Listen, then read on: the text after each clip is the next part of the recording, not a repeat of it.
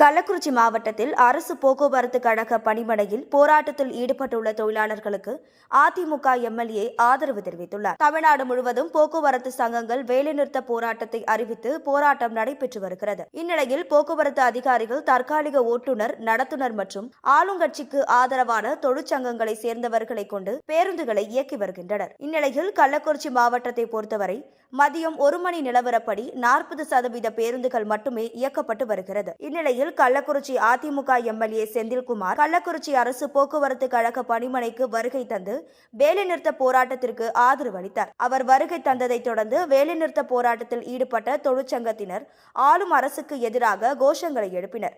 இதில் எம்எல்ஏ செந்தில்குமார் விடியா திமுக அரசுக்கு எதிராக கோஷங்களை எழுப்பி தனது ஆதரவை போராட்டத்திற்கு தெரிவித்தார். செய்திகளை உடனுக்குடன் தெரிந்து கொள்ள நமது அம்மா இணையதள தொலைக்காட்சியை சப்ஸ்கிரைப் செய்து அருகில் உள்ள பெல் ஐகானை